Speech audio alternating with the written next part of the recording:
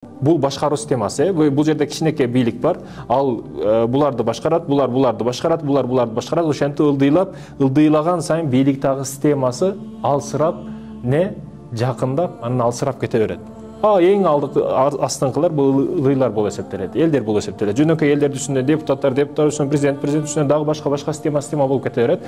Буну жөнөкөй эле билесиздер. Буну бардык эле элдер билип калды. Мына жерде дүйнөлүк брендтер, машина компаниясы болсун, BMW, Mercedes-Benz кийим маселесиндеги Adidas кийим фирмасы болсун, ошолдо дүйнө жүзүндөгү эң күчтүү фирмалар, нерселер, дүкөндөр, башкалар турат дейли. Эми ушунун эле урматтуу мекендештердин тескериси бар. Тескериси десе кандай? Мындай алсак болот, ушу пирамиданын тескерисинен ала турган болсок, муну карасаңыздар, бул тескериси кандай түшүнсөк болот? Тескерисин мына жакта ошончо көп акча тескериси. Мына жерде ошончолук ылдыйда ошончолук кичине акча дегени. Бул дегени элдерди тескеричесиге алып карай турган болсок, мына жерде канча эл көп болбосун, бул жерде акча өтө аз дегени. Ушунча пайыз эле акча бар. Бир 5%, 10% эле акча бар. 90% акча мына жерге кетти деген урматтуу мекендештер. Мына аз эле акча, көп акчалар мына аз эле бийликте турган адамдарга, башчыларга кетти деген, ошо дүйнөлүк фирмаларга, ошол дүйнөлүк брендтерге кетти дегени да. Бул ушу пирамиданын бир эле мындай жагы эмес, тескери жагынан карасак болот. Тескери жагында ошондо бизге дүйнөнүн системасы жалпы түрдө келип чыгат да. Мисалы бир адамдын бир чайханасы бар, ал бир эле филиал болуп эсептелет. Анын 10 филиалы жок. Эгер 20, 30, 50 филиал болсо, дүйнөлүк рынокко кире турган болсо, дүйнөлүк чоң масштабтагы кафелерде ача турган болсо, анда ошого жараша көп болуп кетет, акчасы дагы көп болот дегени. Сиз бул жерде акча бересиз, урматтуу мекендешим, ошол сыяктуу эле акча бересиз. Элдерге акча бересиз. Же адамдын чөнтөгүндөгү акчаны аласыз, же адамдын чөнтөгүнө акча бересиз дегени. Бул жерде көрдүңүздөр, негизги система бул жерде акча экен. Акча бардыгын башкарып атат бул жерде. Дүйнөнүн системасы ушундай болуп атат. Дүйнөнүн системасы ушундай болсо, эмне үчүн мусулмандар аракет кылбайбыз акчага? Ошол эле Кытай, ошол эле Америка, ошол эле Европа, биз барып иштеп атабыз ал жерге. Барып иштеп, биз акча жөнөтүп атабыз Кыргызстанга. Биз ошону эсебинен өнүгүп атабыз. Бирок урматтуу мекендешим, азыр айтышыңыздар мүмкүн, бардыгы сага окшош бизнесмен болуп кетсе, бардыгы окшош бизнесмен болуп кетсе, ким дыйканчылык кылат, ким малдарды кайтарат, ким стройка кылат деп айтышыңыз мүмкүн.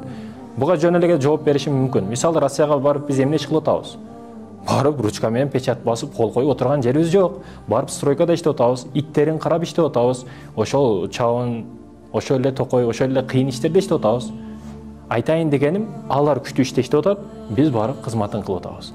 Качан биз өнүгө турган болсок, ошо Европадан, ошо Кытайдан, ошо башка мамлекеттерден бизге келип кара жумуштарыбызды кылат, биз болсо күчтүү иштерде иштейбиз деген нерсе келип чыгат. Ошондуктан баягы жумурткадан кырыз жештин кереги жок. Жумурткадан кырыз жештин кереги жок. Мисалы сага ошош бардыгы үйрөтө берсе ким не болот? Алхамдулилля, көп нерсени кылып атабыз, кылабыз дагы. Мисалы Майк Тайсондун устазы ким? Мисалы силерге суроодо, Майк Тайсондун устазы ким? Агайы ким Майк Тайсондун? Билесиңерби? Майк Тайсондун агайын билбейт. Бирок Майк Тайсонду билесиңер да туурабы? Ким? Ким? Боксер, Майк Тайсон боксербу? Майк Тайсон боксер, бирок Майк Тайсондун устазын тааныбайт, агайын тааныбайт. Демек, мындай өзү таанылбаган болсо дагы, өзү күчтүү болбосо дагы күчтүү адамды жеткизип чыгара алат. Мен күчсүзмүн, мен жөнөкөй эле окуучумун, бирок күчтүүнү тарбия кылып коюшум мүмкүн. Айылда жөнөкөй эле алкаштын баласы дүйнөлүк чемпион болуп кетиши мүмкүн. Мына маселе кайерде турат, урматтуу мекендештер. Демек айттык, бул жерде акча системасы негизги маселе болуп аткан болсо, мына жерде ушунчалык көп эл, ушунчалык 5% акчаны алып аткан болсо, бул жердеги эң күчтүү брендтер, эң күчтүү компаниялар бул жерде толтура акчаны алып аткан болсо, бул кичинекей эле бийлик, кичинекей эле аз эле адамдар. Эми ушул чоң ийгиликке кантип чыксак болот? Сиз бул жерде кантип мына жерге көтөрүлөбүз дешиңиз мүмкүн толук түрдө. Суробай да болот, кантип көтөрүлөбүз деп. Буга биринчиден урматтуу мекендешим, баш иштетиш керек, акыл керек. Келлеңди иштет деп бекерге айтпайт баткендиктер. Келлени иштетиш керек. Буга кантип билим алыш керек, урматтуу мекендешим. Билим дегени билүү деген, ошол эле маселе. Билбесең сен эч кайка бара албайсың, эч нерсени билбейсиң, каласың ошол местаңда дегени. Мен мектеп, университет же психологдор айтып жаткан билимди айтпай жатам, урматтуу мекендештерим. Акчанын өзүнүн билими бар. Сиз бир биологиядан мугалим болом десеңиз, ошого тиешелүү окуйсуз, 5 жыл окуйсуз университетте, ошонун адиси болосуз. химиядан эжеке болом десеңиз ошого жараша окуйсуз, медик болом десеңиз ошого жараша окуйсуз. Бирок акчанын системасын эч качан үйрөтпөйт. Бул мектеп, бул университет үйрөтпөйт. Мисалы, урматтуу мекендешим, ислам дининин өзгөчөлүгү, мисалы карасаңыз, университетте окуган адамдар бар, төрөлүп туруп мектепке кирбегендер бар. Бирок бардыгынын суроо жообун берүүчү, ошол суроо жооптон коркуучу адам кылып тарбиялай турган бул ислам дини да. Мисалы үчүн сиз университетке кирдиңиз, экзамен модулдорунан өтүп кете бересиз, же акча менен, же акылыңыз менен суроо жооп кылып өтүп кете бересиз. Бирок, урматтуу мекендешим, университет, мектеп берген сынактар, экзамендер башка, жашоо берген экзамендер булар өтө башка болуп эсептелет. Университетте 5ке бүтүп кызыл дипломду алып чыккан, мисалы үчүн студент бир жерге иштей албаганына көп болобуз. А бирок ошол эле учурда 3ке 2ге окуп чыккан, бир мектепти чалапла бүтүп кеткен жигит ошол жакшы окуганда, башкарып атканында дагы билип атабыз. Заводдордо ээсин болуп, бизнестерди келтирип койгонун дагы билип атабыз. Айтайын дегеним мындай да, урматтуу мекендештерим, мектеп, университет бир кесиптин ээси болушка даярдайт, ал эми жашоодогу сыноолор адам болушка тарбиялайт, ал эми ислам дини Аллах табарак ва тааланын астындагы суроо жоопко даярдайт. Акылды иштеш керек, урматтуу мекендештерим. Акылды иштеш керек экен бул жерде. Аракет кылыш керек, туура аракет кылыш керек. Бул жерде билим алдыңыз, туура багытта туура аракет кылыш керек. Аракетти туура эмес кылганыңыз сайын сиз адашасыз. Мисалы үчүн, урматтуу мекендештерим, аракет маселесинде мүмкүнчүлүктөр бар. Чексиз мүмкүнчүлүктөр бар. Мурдагы эле 90-жылдан ылыйга түшө турган болсок, интернет, телефон деген жок болгон. Бирок ушинтип сүйлөшөсүн десе айткан нерсесине ишенген эмес. Бирок бүгүнкү күнгө келип интернет жөнөкөй маселеге айланып калды. Мындай байкасак, жөнөкөй эле нерсеге айланып калды. Ким ишенет эле ошол учурда?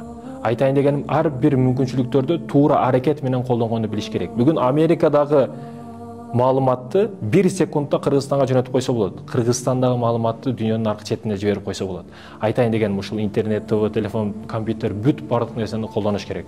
Колдо бар мүмкүнчүлүктөрдү туура аракетте колдонуш керек, туура эмес. Мисалы, бирөөнүн колдо телефон бар. Мисалы, Кытайга барсаң, Кытайдын ар бир дүкөндөрүндө мындай атайын ошондой тарта турган каражаттарды тартасыз да. Съемка кыла турган каражаттарды көрөсүз. Бул не дегени? Ар бири ошол жерде иштейт дегени, бекерчи эмес дегени. А биздечи ар биринин алдында бир нават чайы же шекер чайы болот, жөн эле отурат дегени да. Клиент келсе келди, келбесе жок дегени. Мисалы, бир адам заправкага ишке кирет, заправкадан саартан кечке 1000 сом алам деп договор боло турган болсо, жөн эле отура берет да. Саат өтсө саатты карайт, саат азыр канча болду? Саат 10 болду, 11 болду. Ушунча саат калды. Эми тезирээк бүтсө экен, болду экен, кетсем экен деп отура берет да. Убакыт өткөнү эсеп болуп эсептелет ага. А мисалы, акылдуу адам бир заправкага ишке кирсечи, ал изучать этишти баштайт. Заправка кантип курулду, бул жер каяктан келип калды, бул шеф кантип иштеген, буга чейин кантип жеткен, бул да нөлдөн көтөрүлгөн, кантип көтөрүлдү. Шефти барып кызматын кылып, биринчи Алладан сурайт. Алладан сурайт, себебин дагы кылат, аракетти дагы кылат. Жөн эле Кудай берет деп жатып албайт. Убакыт өтсө эсеп эмес. Ошол тууралуу заправка тууралуу китептерди окуйт. Кантип өнүксөм болот, кантип ушул заправканын ээси болсом деп аракет кылат. Туура аракет кылат, урматтуу мекендешим.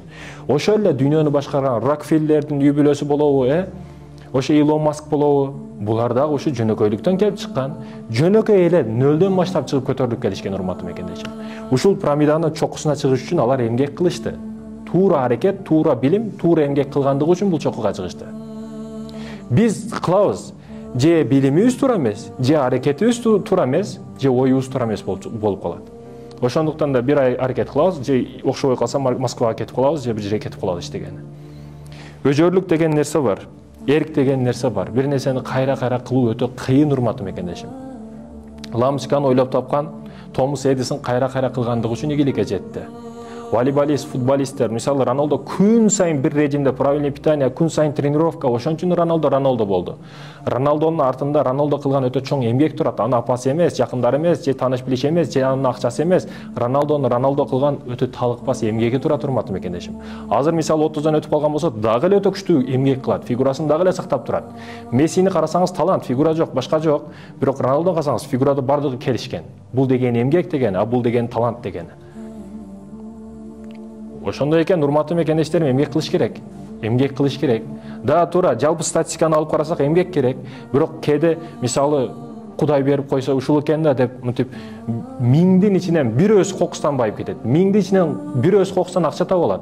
Сен миңдин ичинде бирөө боломун дебе. Мисалы бирөө сага 5 эти жөн эле берип атса, аны албаймын де.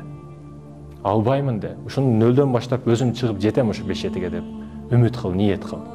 Бекерге кызыкпа, өзүң жет эмгек кылып. Ошол нерсе рызкылуу болот, ошол нерсе берекелүү болот, урматтуу мекендешим. Мына карасак эми, урматтуу мекендештерим, бул жерде айттык билимди деп. Мисалы, мына мээбиз дей турган болсок, мына тегерек биздин мээбиз, ушуну эки бөлүккө бөлөйлү мына ортосунан. Бул үстүнкү мээбиз, бул астыңкы мээбиз. Мисал үчүн, жөнөкөй эле мисал. Биз күнү машина айдайбыз. Мисал үчүн жаңы шофёр эмне кылат? Машинаны эми үйрөнүп аткан адам жолдон коркот. Бул жердеги жолдон коркунучтан коркот. Бир мал чыгып калбайбы, сыйыр чыгып калбайбы деп машинаны коркуп айдайт. Неге? Себеби жолго ал жаңы эми чыкты. А күндө айдап жүргөн машинаны мындай профессионал болуп күндө айдап жүргөн адамчы колунда телефонда менен сүйлөшүп, бир колу менен кааласа бутун бул жака жазып алып кеңири айдап кете берет да. Бул билдик ичине дегени. Бул билген нерсени менин астыга таштап коет. А биле элек нерсени бул менин үстүгө таштайт. Менин үстү корко берет, кыжалат боло берет, сарсана боло берет. Качан менин астына өткөзүп бергенге чейин. Менин астына өткөзүп берсе, бул жолдо мындай белги бар, бул жол мындай, мына жерге чейин мындай нерсе бар, таш түшүп кетиши мүмкүн, уй чыгып калышы мүмкүн, айтор. Ошол нерселерди бир-эки жол жаттап алгандан кийин менин астыга өткөзүп берет. Менин үстү корко берет, качан сиз менин астыга өткөзмөйүнчө, сохранитти басмайынча дегени. Ошол сохранитти басканга чейин аракет кылышыбыз керек. Ар бир акча маселесинде болсун, бул бизнес маселесинде, бул спорт маселесинде качан менин астыга өткөзүп бергенде Майк Тайсон күндө тренировка кылат. 3 саат саарлап таңдай 3 чуркайт да. Бул менин астына өткөзүп берди дегени. Күн сайын кааласаң кыласың дегени. Эрк, ишенч, өжөрлүк дегени мына ушунда турат, урматтуу мекендешим. Бир нерсени кайра кыласыз, күн сайын кыласыз. Ушу менин астына өткөзүп бересиз дагы күн сайын. 5 убак намаз кааласаңыз, каалабасаңыз парз, күн сайын кыласыз бул нерсени. Бул себеби парз, урматтуу мекендешим. Карз болуп калат эгерде аткарбасаңыз. Акыретте жообу каттуу болот. Ошондон күн сайын кыласыз. Ошол эле сыяктуу сизден бизнес жаатыңыз болсун, спорт жаатыңыз болсун, бир кесибиңиз болсун, айтор эмне маселе болбосун, күн сайын бир нерсени мажбурлап өзүңүз кыласыз. Бул менин астыга сохранить кылып өткөзүп бересиз деген, урматтуу мекендештерим. Ошондо мени туура иштетесиз, сохранить кыласыз. Күн сайын ошондо аз-аздан күн сайын кыласыз. Пайгамбарыбыз айтат го, аздан болгону бирок уланып турган эң жакшы амал дейт. Ошондон күн сайын кыласыз, ошондо мына пирамиданын үстүгө чыкканды баштайсыз, тепкич болуп. А бүгүнкү жаштарчы дароо болуп кетишти каалайт да. Дароо бир чемодан акча доллар кериш керек. Дароо бирөө доллар бериш керек. Дароо бизнести 50% башташ керек да. Бул болбойт. Бул болбойт, урматтуу мекендешим. Ошо сен ойлогон акча келип калса, сен бузулуп кетесиң. Ал акча келгенге сенин мээң даяр эмес биринчиден. Иштетишке, бир жерге тыгышка бизнесиң жок. Ал акча келгенге сен даяр эмессиң, Кудай ошон үчүн бербейт сага. Качан мээң кабыл алуу системаң, көңүлүң, бардык нерсең даяр болгондо Кудай Таала берет ал нерсени сага. Болгону сен азыр ал акча сени бузат. Ошондуктан урматтуу мекендешим, ойлонушубуз керек. Мына жерди катуураак иштетишибиз керек. Мени асты көп нерсени решет этип чечип коет. Бул маселеде ойлонойлу, урматтуу мекендешим.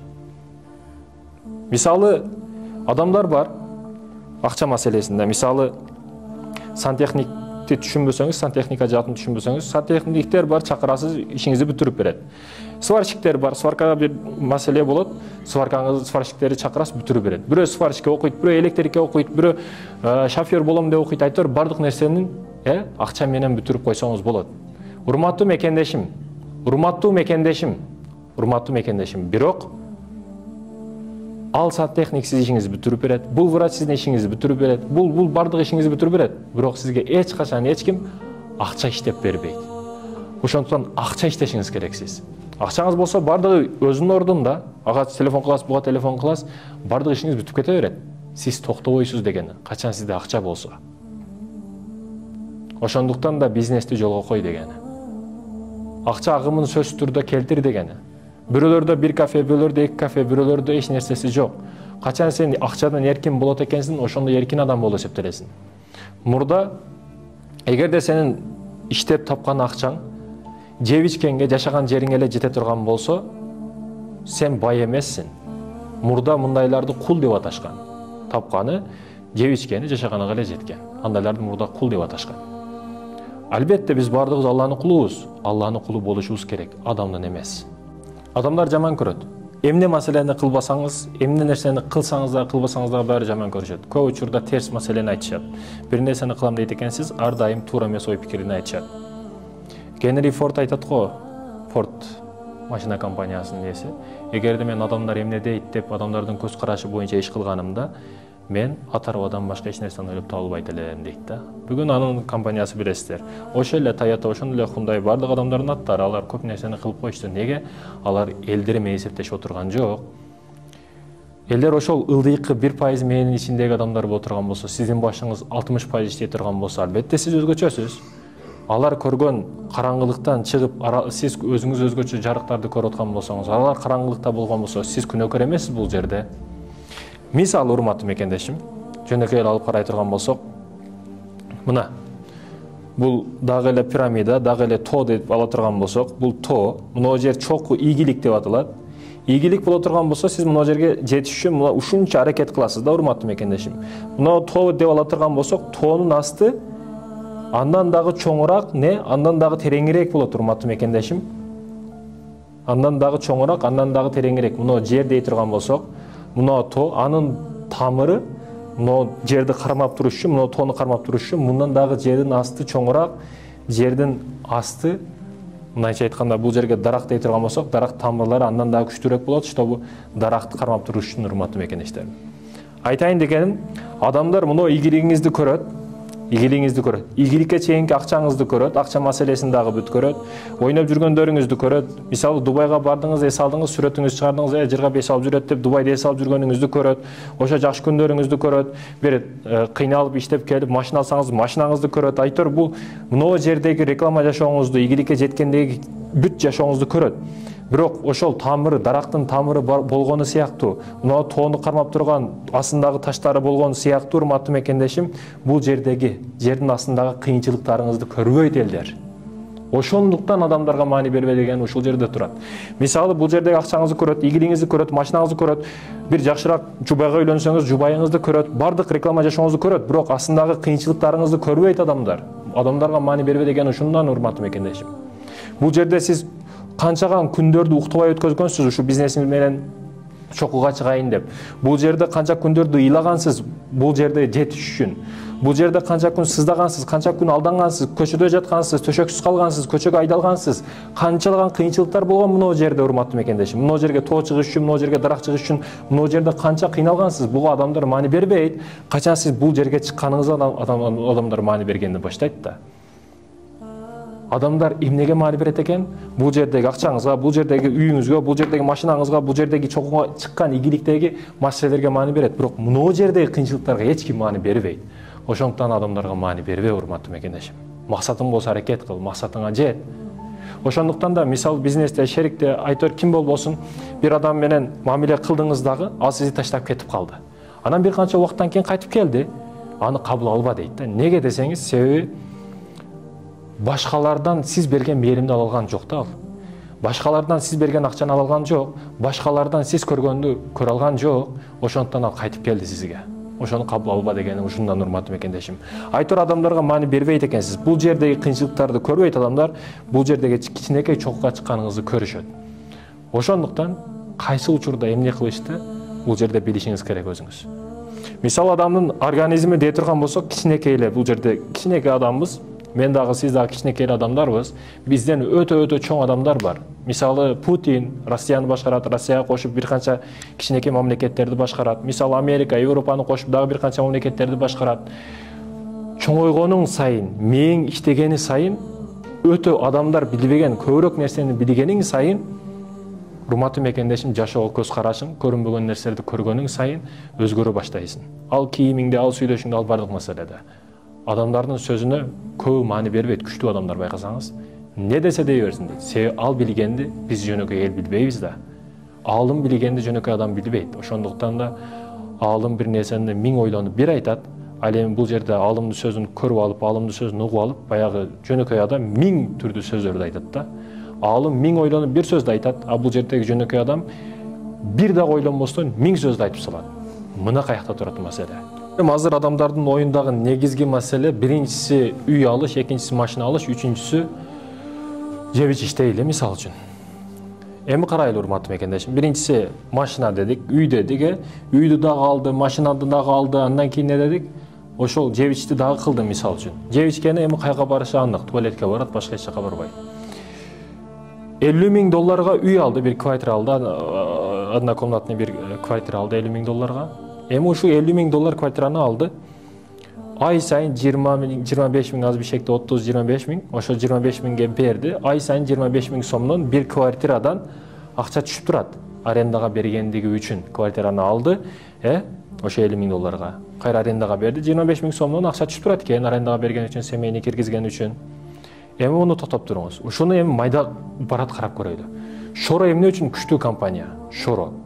Ар бир рыноктун, ар бир көчөнү карасаңыз бөлүнгөн жерлеринде точкалары бар. Майда эч ким тоготпойт, эки мындай бутылка турат, анан не пайда кылат деп ойлошуңуз мүмкүн. Майда нерсе берекелүү болот. Майда нерсени эч ким тоготпойт, бирок акча көп болот ал жерде. Азыр менимче Шоро компаниясы Кыргызстан жарым монетасы, жарым тыйын ошондо болсо керек, 10 сомдук, 5 сомдук, 3 сомдук, 1 сомдук тыйындар бар го. Ошонун бардыгы Шоrodо негизи. Айтайын дегеним эмне маселе? Майда нерсеге маани бербейт эч ким, бирок бул нерседе өтө көп пайда нерселер бар.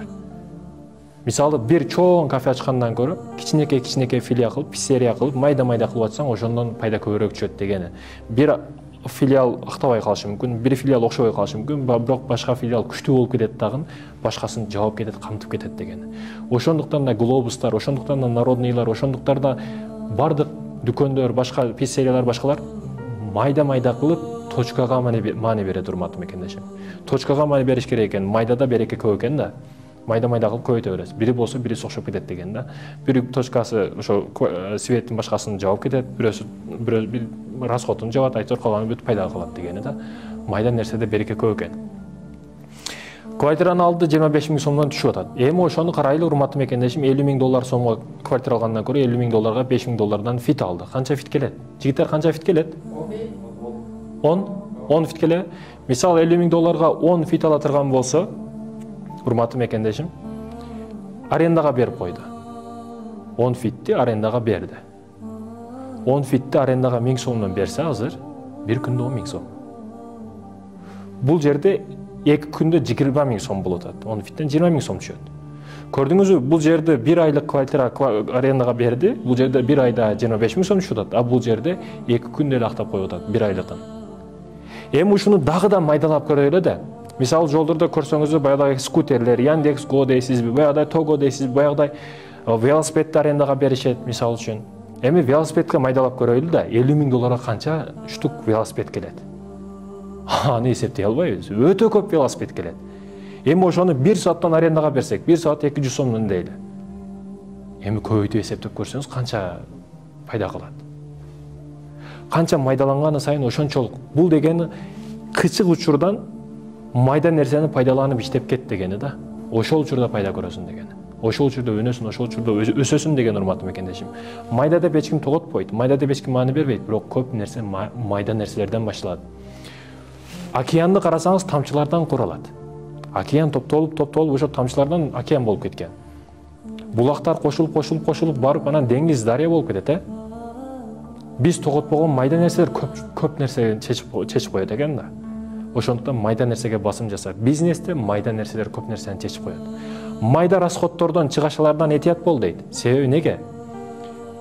Мисалы үчүн, чоң кеме кетип атат, бир кичинекей жери тешилип калса, ал кеме чөгүп кетет деген. Кичинекей расходторго маани бер деген ошондуктан. Сен чөгүп кетесиң, канчалык чоң болбогун, кичине майда нерселерге маани бербесең, сен чөгөсүң деген. Майда нерселер көтөрүп коет, майда нерселер сени жок кылып коюшу мүмкүн толтурда. Бир жол аракты 100 граммга эч нерсе эмес го, досчулук, жаңы жыл майрам урматына ичип коеюн деп бир жол ичип коесуң, өмүр бою алкаш болуп өлүп кеткениңди түшүнбөй каласың да. Көрдүңүзбү, мына бардык нерсе азчылыкта турат экен. Бир жол кызга барып көрөйүн сойкуга дейт, анан өмүр бою сойкулардын атынан чуркап өлүп кеткенин билбей калат эркек киши. Мына маселе каерде турат? Майда нерселер бирок өтө көп нерсени чечип коет. Өтө көп маселени ойноп коет урматтуу мекендешим. Пайгамбарыбыз бекеринен да күн сайын аз-аздан кылгын, бирок калдырбастан өмүр бою кылгын дегени. эң жакшы амал ошол деген урматтуу мекендешим. Майда нерсеге маани бересиз. Бизнесте ушул майда маселелерге маани бересиз, урматтуу мекендештерим. Бизнести майдалап бул жерде айтып көрдүк. Биринчи үйгө бөлүп көрдүк, андан кийин фитке, андан кийин велосипедке бөлүп көрдүк, 3 маселеге. Энди урматтуу мекендештерим, башкача вариантта дагы бир бөлүп көрөлү ушул нерсени. Мисалы, үй, квартира, андан кийин урматтуу мекендешим машина, андан кийин жеп ичиш дейли. 3 маселеге бөлөйлү. Адамдар себеби ушул нерсеге адамдар көп маани берет, көп акчасын ушуга кетирет. Мисалы үчүн 1, 2, 3. Бул жерде мисалы үчүн биринчи бөлүктө үйгө, мисалы үчүн үйгө акча сарптайт, андан кийин машина алам деп үмүт кылат, машинага аракет кылат көп жаштар, андан кийин жеп ичишке, оюн зоокко, башкага деген. Эми биринчисинен, үчүнчүсүнөн карап баштай турган болсок, жеп ичкен нерсебиз туура эле туалетке барат. Бул бардыгына түшүнүктүү, кайга барышы. Андан кийин фит алсак, мисалы үчүн, фитти жылга бөлө турган болсок, мисалы үчүн аралыкта жылдар бар да, үйдү алдык, фитти алдык. Экөө тандоо турат, же машина алабыз, же үй алабыз. Эки тандоонун ортосунда турган болсок, мисалы үчүн бирөө үй алды, бирөө фит алды. Арадан 1 жыл өттү. 1 жыл өткөндөн кийин үй кымбаттайбы же машина кымбаттайбы? Албетте бул жерде машина эскирет, запчасы башкасы жылы эскирген сайын машина арзандайт, айтор чөгөт, арзанга сатат машинаны. А бул жерде үйчү, урматтуу мекендешим, үй күндөн күнгө, жылдан жылга турганы сайын өсө берет, кымбаттай берет. А бул машина ылдыйга түшө берет. А сен муну жерде жеп ичкен оюн зоокторуң сен менен кала берет, ылдыйга туалетке түшө берет дегени. Бул жерден дагы 3кө бөлүп көрдүк. 3 нерсени ушул жерде түшүнүп алсаңыздар болот. Үй турганы сайын кымбаттай берет, жеп ичкен нерсебиз ошол бойдон кала берет, кете турган жерине кете берет. Ал эми алган машинабыз, эгерде актив пассив деген нерсе бар. Роберт Кийосаки актив пассивти китептеринин бардыгында эле ошо актив пассивти айткысы келет да, негизи Кийосакичи. Мен бүт эле Баятам Кедеятамдан баштап бүт эле китептерин окуп чыкканмын. Кийосакини изучать этсем, ал негизги маселеси актив пассивти элдерге айткысы келет. Мисалы актив деген не дегени? Магазинге кирдиңиз, мисалы Народныйга кирдиңиз дагы, сиз 1 килограмм күрүч алдыңыз, ошого тиешелүү 1 нан алдыңыз, чыктыңыз. Эми ошол эле 1 килограмм күрүч, ошого тиешелүү нан алдыңыз дагы, андан кошуп 1 кола менен 1 сникерс алдыңыз. Биринчи кирип алганыңыз бул актив болуп эсептелет. Сникерс, кока-коласыз дагы сиз жашай бересиз. А бирок сникерс, кока-коланы кошуп алсаңыз, бул сиздин пассивиңиз болуп эсептелет. Сиз шириндикти, татууну көбүрөөк алдыңыз, акчаңыз туура эмес жерге кетти деген. Мисалы $100 колуңузда акча бар, аны инвестицияга кылып, бир жерге акча тигип койсоңуз, ал $100 тууп, 1 айда $200 болуп кайтып келет. Бул актив дегени. Ал эми ошол $100 бир телефон алып койдуңуз, телефон жөнүндө турат, сизди бузат, туура эмес нерселерди көрөсүз, туура эмес сайттарга киресиз, айтор сизди бузабы ошол телефон. Бул пассив болуп эсептелет. Ошол эле машинадагы сизге пайдасы келтирбесе, машина жөнүндө тура турган болсо, пайдасы кыздарга барып жөнүндө жүрө турган болсо, машина пассив болуп эсептелет. Актив пассив ошол, урматтуу мекендештерим. Бул жерде 3 системаны айтып койдук. Жеп ичиш, оюн зоок, ошо фит, машинада ойноп күлүп жүргөндөрүң, бул жерде машинаң ошол. Машинадагы расход, машинадагы бензин кетет, башка кетет, запчасы кетет. А бул жерде үй маселеси турганы сайын кымбаттай берет. Айтайын деген маселе ушул. Бул жердеги 3 бөлүк, ар бир нерсени 3 бөлүккө бөлүп түшүндүрүп атабыз. Мына негизги 3 маселе, урматтуу мекендешим. Каякта турат? Мына, бурчтагы жигит, сен келсеңиз, мына кичинекейди өткөзүп койсоңуздар, келсең, кичинекей жигит.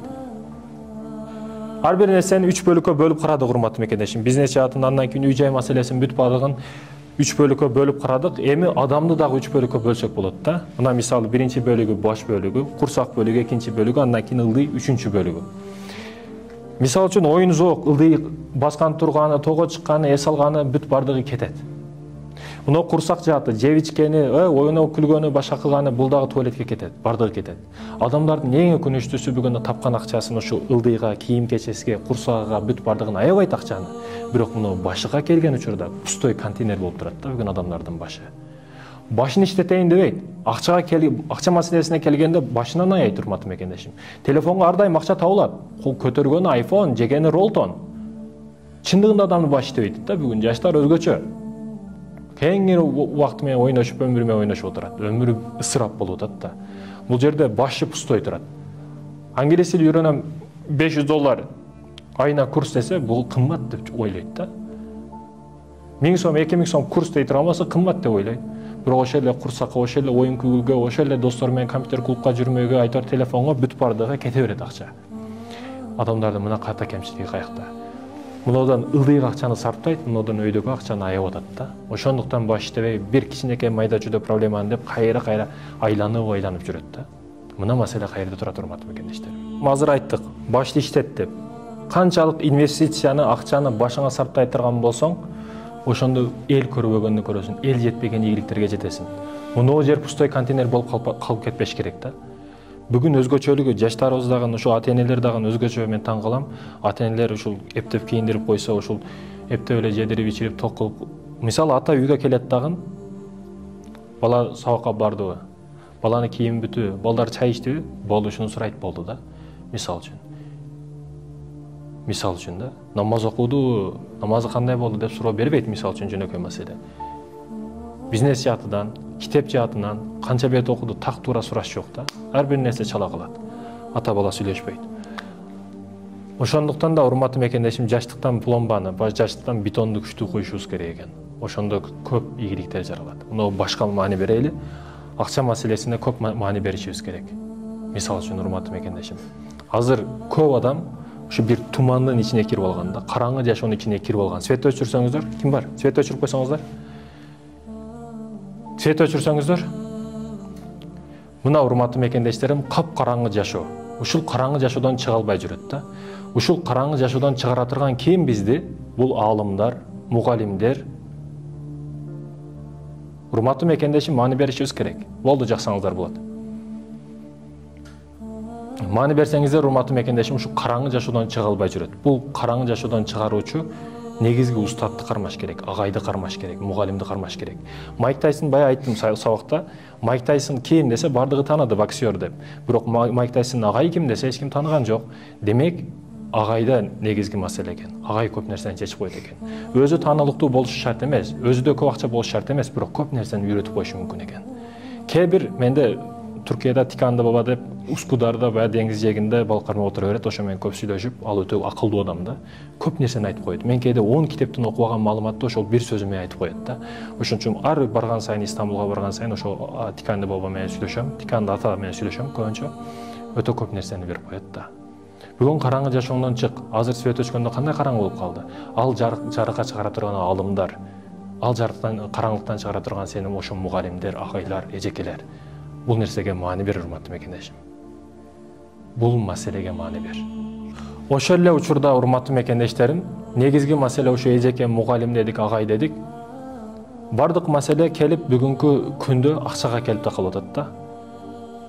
Бардык маселе акчага келип такалып атат. Мен жана пирамидалар негизи чызып ошону түшүндүрдүм. Акчага келип такалып атат бардык маселе. Пирамиданын учунан карасаңыз, ылдыйынан карасаңыз да бүт акчага келип такалып атат. Бирдеке алам десең да акча, кийим алам десең да акча, больницага барам десең да акча, төрөлүш дагы акча, өлүш дагы акча, аз жакшыраак өлөйүн десең дагы акча, бүт бардык акча болуп калды. Анан эмне үчүн акча таппашыбыз керек? Урматтуу мекендешим, сиз ойлошуңуз мүмкүн, мага ушу адал жашоо, кичине айлыкка иштесем 50 000 сом жетет деп ойлошуңуз мүмкүн.